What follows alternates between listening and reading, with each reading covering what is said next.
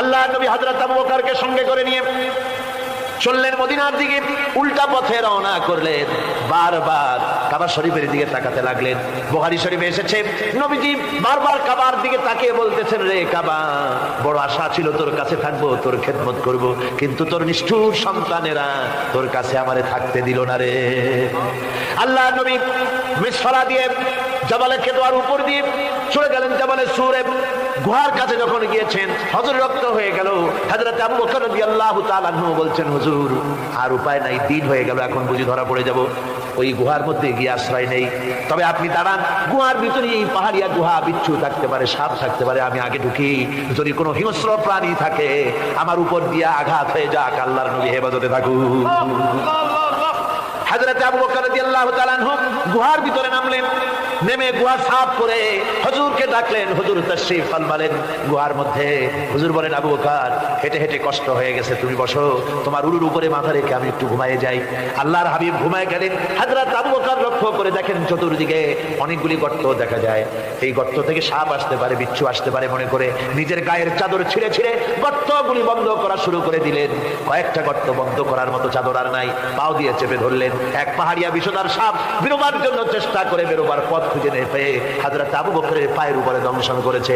বিষের যন্ত্রণায় হযরত আবু বকরের চোখ থেকে পানি দরদর করে পড়ছে। রাসূলুল্লাহর ঘুম ভেঙে গেল। আল্লাহর নবী তাকে বলেন, আবু বকর, চোখে পানি কেন? বাড়ির কথা বুঝি মনে পড়ে গেছে?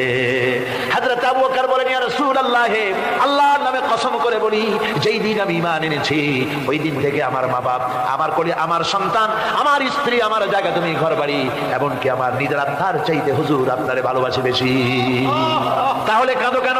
হযরত আবু বকর বলেন, হুজুর বাড়ির জন্য কাঁদি না, ছেলে পেলের জন্য কাঁদি না, সাপে দংশন করেছে, যন্ত্রণায় কাঁদতেছি। আল্লাহ নবী সঙ্গে সঙ্গে মুখ থেকে থুতু বার করে যন্ত্রণার জায়গায় লাগাই দিলেন। সঙ্গে সঙ্গে যন্ত্রণা বন্ধ হয়ে গেল। হুজুর বললেন, আবু বকর, প্রথম যখন তোমার এই আঘাত করেছিল সাপে, আমাকে কেন তাড়াতাড়ি বলো নাই? এতক্ষণ তো তোমার কষ্ট হতো না।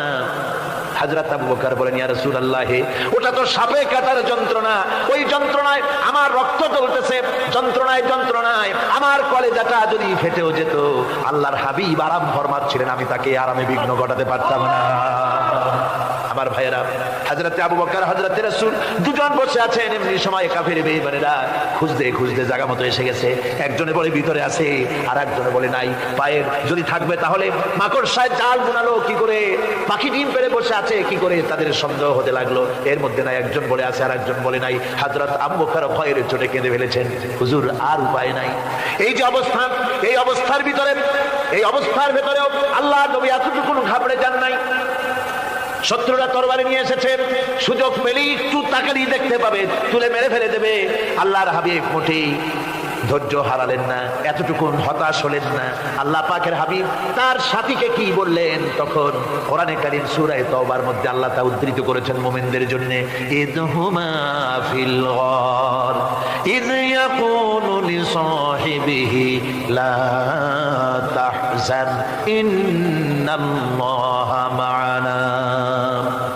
ও আমার সাথী, ও বন্ধু, ভয় করো না, চিন্তা করো না, আমরা মাইনরিটি নই, আমরাই মেজরিটি। তার কারণ আল্লাহ আমাদের সাথে আছেন। সুবহানাল্লাহ, আল্লাহ আমাদের সাথে আছেন।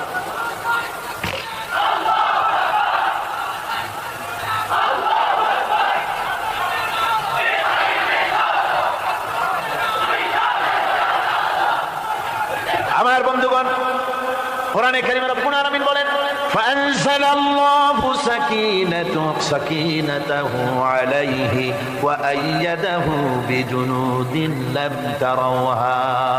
আল্লাহ পাক তার মনের মধ্যে গভীর প্রশান্তি এবং স্বস্তি দান করলেন, আর এমন সৈন্য দিয়ে সাহায্য করলেন যে সৈন্যদেরকে তোমরা দেখতে পাও না। এভাবে করে রব্বুল আলামিন মুমিনদের বিপদে আপদে মুসিবতে সব সময় আল্লাহ পাক মুসলমানদেরকে সাহায্য করেছেন। জোরে বলেন সুবহানাল্লাহ। মুমিনদের সাহায্যকারী আল্লাহ।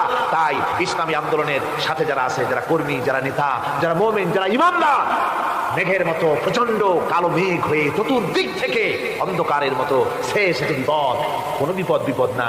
আল্লাহ পাক সাহায্যকারী। কে সাহায্যকারী? জোরে বলেন, সাহায্যকারী কে? আল্লাহ সুবহানাহু ওয়া তাআলা। তিনি সাহায্য, ভয় নাই। আল্লাহ পাকের উপর ঈমান আনলে পরে কলিজার ভিতরে দুর্জয় সাহসের সৃষ্টি হয়ে যায়, কোনো ভয় অন্তঃকরণে তার থাকে না। আল্লাহ পাক সাহায্য করেন। আর আল্লাহর উপরে ঈমান আনলে পরে রব্বুল আলামিন বলেছেন, ইয়া আইয়ুহাল্লাযীনা আমানু হাল আদুল্লুকুম আলা তিজারাতিন তুনজিকুম মিন আযাবিন আলীম। এমন একটা ব্যবসার কথা কি বলবো না যে ব্যবসায় তোমাদেরকে জাহান্নামের আযাব থেকে বাঁচায় দেবে। তার প্রথম কাজই হলো আল্লাহর প্রতি ঈমান আনা।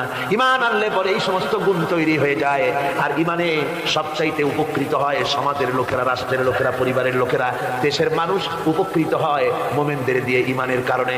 তার কারণ হলো একজন মুমিন, একজন ব্যক্তি যখন ঈমানদার হয়, মুমিন হয়ে যায়, আল্লাহর প্রতি যখন প্রগাঢ় বিশ্বাস তার এসে যায়, তখন সেই ব্যক্তি নৈতিকতার মান তার বেড়ে যায়। জোরে বলেন সুবহানাল্লাহ। নৈতিক চরিত্রের উপরে সে প্রতিষ্ঠিত হয়, সে মিথ্যা বলতে সাহস পায় না। মুমিন ব্যক্তি মিথ্যা বলতে সাহস পায় না। কেন পায় না? মিথ্যা বলতে সাহস পায় না, ঠকাতে সাহস পায় না, ওজনে কম দিতে সাহস পায় না, শয়তানি বদমাশি করতে সাহস পায় না। তার কারণ হলো আল্লাহ পাক বলে দিয়েছেন, মুমিন কোরআনের ভিতরে পড়েছে, ইয ইয়াতালাক্কাল মুতালাক্কিয়ানি আনিল ইয়ামিনি ওয়া আনিশ শিমালি কাঈদ। দুজন নিয়ন্ত্রণকারী ফেরেশতা তোমার ডানে এবং বামে বসে বসে তোমাকে নিয়ন্ত্রণ করছে। কোথায় যাও, কি করো, এই ফেরেশতারা বসে বসে সব দেখতেছে। মা ইয়ালফিযু মিন কাউলিন ইল্লা লাদাইহি রাকীবুন আতীদ। মানুষ এমন কোনো কথা বলে না যা ফেরেশতারা রেকর্ড না করে, সব রেকর্ড হয়ে যায়। তাই মুমিন ব্যক্তি দায়িত্বহীন কথা বলতে পারে না। মুমিন ব্যক্তির চরিত্র ভালো হয়ে যায়। সে যে কথা বলে বুঝে শুনে কথা বলে, সে যে ওয়াদা করে বুঝে শুনে ওয়াদা করে। যেহেতু সবকিছুর জবাব কিয়ামতে দিতে হবে। কোথায় দিতে হবে? কোথায় দিতে হবে? কিয়ামতে আল্লাহর দরবারে জবাব দিতে হবে। মহান আল্লাহ রাব্বুল আলামিন বলেছেন, ওয়ালাকাদ খালাকনাল ইনসানা ওয়া না'লামু মা তুওয়াসবিসু বিহি নাফসু। মানুষ সৃষ্টি করেছি আমি, তার অন্তঃকরণের ভিতরে ওয়াসওয়াসা কি হয় আমি জানি। এই জন্য মুমিনরা মনের ভিতরে কোনো খারাপ কল্পনাও করতে পারে না। খারাপ কল্পনা করলেও তার হিসাব দেওয়া লাগবে আল্লাহর কাছে। কার কাছে? ওয়াইন তুবদু মিন আনফুসিকুম আও তুখফুহু ইউহাসিবুকুম বিহিল্লাহ। আল্লাহ বলেন, মনের মধ্যে যেসব কল্পনা করো তা প্রকাশ করো আর গোপন রাখো, ওইটার হিসাব দেব আমি আল্লাহ পাক। কিয়ামতের দিন আমার কাছে হিসাব দিতে হবে। বন্ধুগণ, এই জন্য মুমিন যারা, মুমিনদের চরিত্র প্রতিষ্ঠিত হয়, মুমিনদের ধারণা থাকে যেখানেই যাই না কেন, যেখানেই বসি না কেন, সেখানেই আল্লাহ, আল্লাহ ছাড়া কোনো জায়গা নাই। আছে নাকি? আছে। আল্লাহ পাক বলেন, মা ইয়াকুনু মিন নাজওয়া সালাসাতিন ইল্লা হুয়া রাবিউহুম। তোমরা যেখানে তিনজন মিলে পরামর্শ করো, মনে রাখো তিনজন নও, ওখানে চতুর্থ সত্তা আমি রব্বুল আলামিন তোমাদের কাছে আছি। সব শুনিয়ার দেখি, পাঁচজন যেখানে হও সেখানে আমি ষষ্ঠ।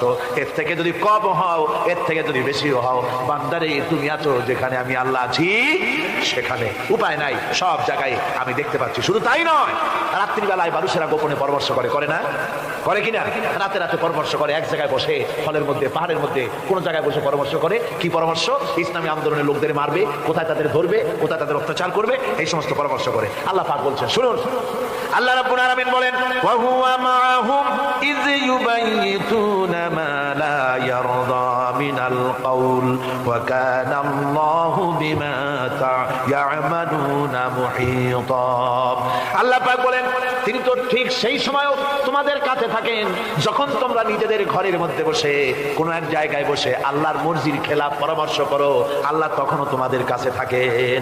আল্লাহর ইহাতা থেকে, আল্লাহর কর্তৃত্ব থেকে বেরিয়ে যাওয়ার কোনো উপায় নাই। সুতরাং গোপনে বলেন, প্রকাশ্যে বলেন, যেভাবেই যা কিছু করা হোক না কেন, আল্লাহর কাছে আমাদের সমস্ত অপরাধগুলি ধরা হয়ে যায়। আর এটাই হচ্ছে ঈমানের সীমা পরিসীমা। তিলকা হুদুদাল্লাহি ফালা তা'তাদুহা।